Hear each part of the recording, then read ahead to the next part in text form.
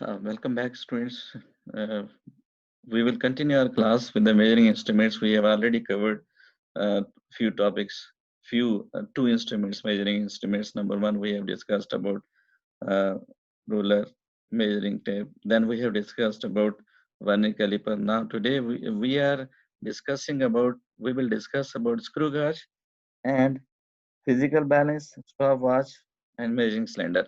These are the remaining, and we will go through these two measuring instruments so that you can understand easily how these instruments are used for the measurement. First of all, a small introduction for this instrument. Let's introduce this type of the instrument first. Basically, it is used to take the measurements whenever you have to take smallest type of thickness of paper or anything else. Like you have to take the diameter of a small wire, or you have to take measurements of a page, thickness of a page. So this instrument is in more perfectly can be used to take reading more perfectly. An instrument used to measure small lengths accurately up to 1/100th of a millimeter. Look, you can't use meter or you can't use vernier caliper. So this will be the only instrument which can take 1/100th of a millimeter measurement, the smallest one. Its least count is very, very small as compared to the other types of the instruments used. So that's why it is called micro gauge screw gauge. It is also used as a micrometer screw gauge. Micrometer screw gauge. Its accuracy is greater than vernier caliper. Precision is less. Accuracy is more. Now these are the main parts of this instrument. This is called anvil. This one is curve shape is called frame. This one is called sleeve, where main scale reading is marked. This one, the movable, the rotatable is called vernier scale. It is called thimble. The last one is ratchet knob. This one is just to know that you are not exerting more and more pressure when you are fixing any object inside its measurement place, so that some people are habitual of moving it by using more and more practicing energy to take the measurement. So one tick or any sound indicates that it is enough, that the grip is enough to hold any object inside. There is no need to apply over pressure. So let's see the construction. Metallic U-shaped frame, fixed stud, A one end, other end has a hollow cylinder with millimeter scale, and it over it, and it acts as a bolt which can rotate. Right end of the bolt ratchet, a cap which helps to rotate the bolt. A linear man scale marked in millimeter on the cylinder. Left end of a cap has a circular scale divided into 100 equal parts. It may be 100, but it may be 50. There are two possibilities in case of circular scale. Sometimes the marks are 100, sometimes the marks are 50. Bolt rotated clockwise, it moves forward.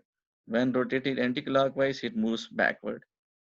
So pitch, the distance moved forward and backward in one complete rotation.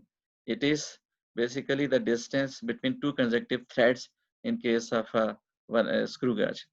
Two consecutive threads distance are the distance moved forward and backward when you take a complete rotation. That will be called pitch of that screw gauge, and this pitch plays an important role when you are calculating the least count of this instrument. We will see after this slide explanation. It is usually 1 millimeter pitch, 1 millimeter. It takes 360-degree rotation, and pitch is the distance moved by the screw gauge is equal to 1 millimeter. It's if circular scale is rotated through one division, the bolt will move forward or backward by 1/100 or 0.01 millimeter. So least count, it is the minimum length which can be measured accurately by a screw gauge. Least count is equal to pitch of the screw or the number of circular scale division.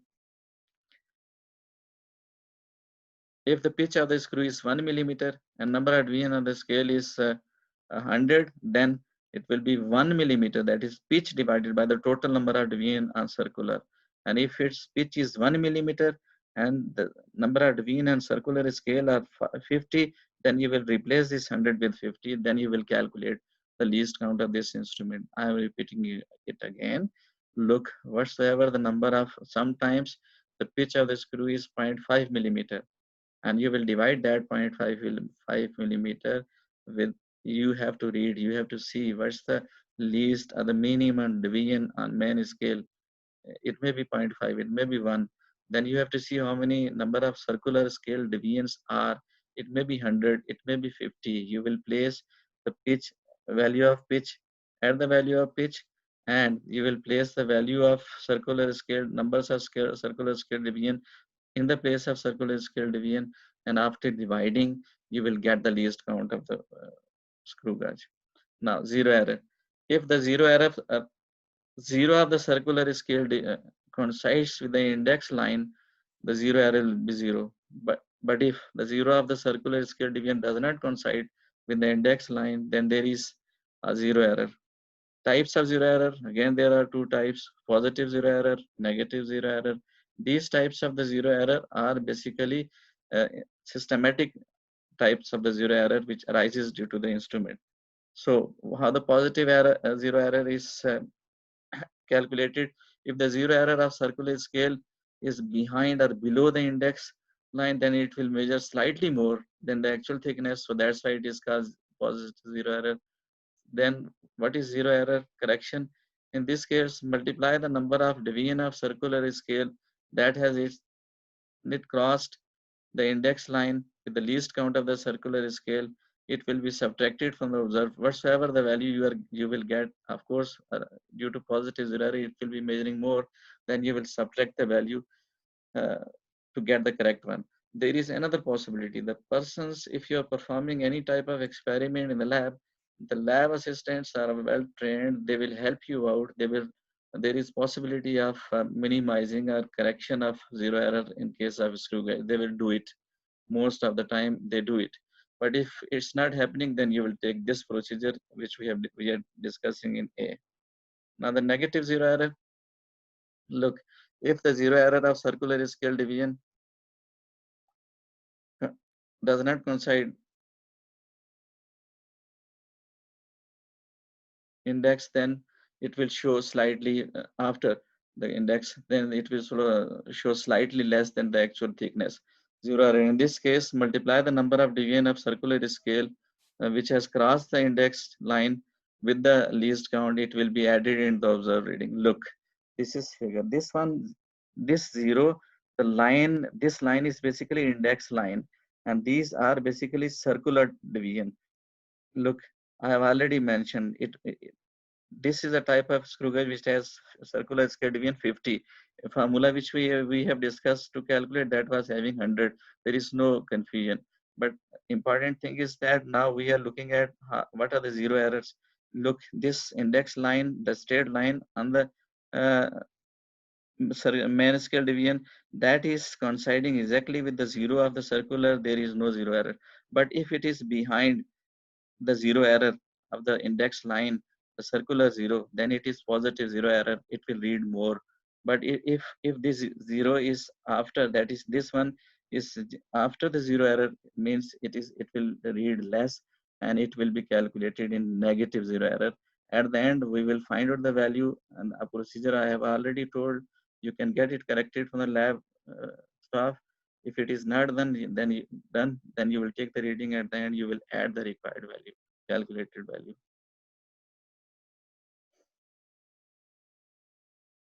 Now, physical balance. Physical balance, it is introduction. It is a laboratory instrument that is used to measure the mass of various objects by comparison. By comparison method, you calculate the mass.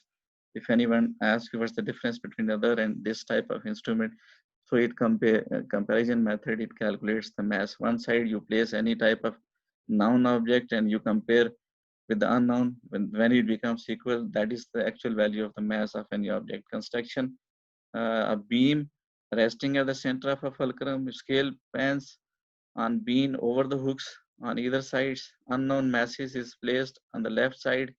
Use some suitable standard masses that causes the pointer to remain at zero. Least count is 0.01 gram or 10 gram.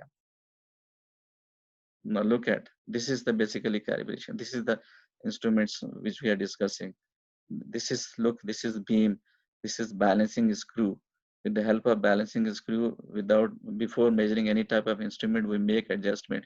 These are leveling screws, and by using leveling screw, there is adjustment knob, and we level the with the help of leveling screw, we level it at the plane surface. Then we start reading.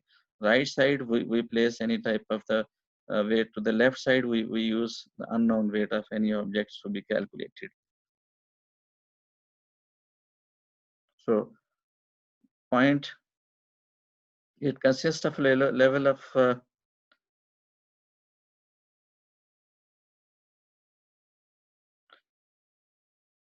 it consists of system of levels. When lever is lifted, place the object in one pan and standard masses on the other pan. Pointer of the level moves. The pointer is brought to zero by varying standard masses. By varying standard masses, you will bring the pointer at the zero, and whatsoever the mass at that time is, this is the mass of unknown object. Least count of this instrument is 0.1 gram or 100 gram.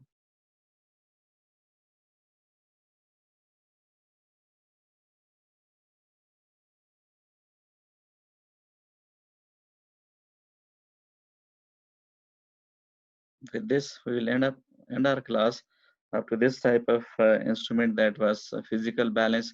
During next class, we will discuss the remaining types of the measuring instruments.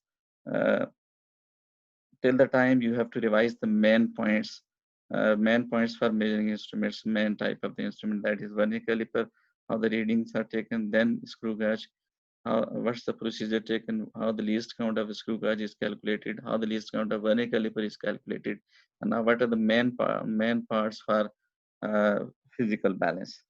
With this, we will end our class. Thank you very much.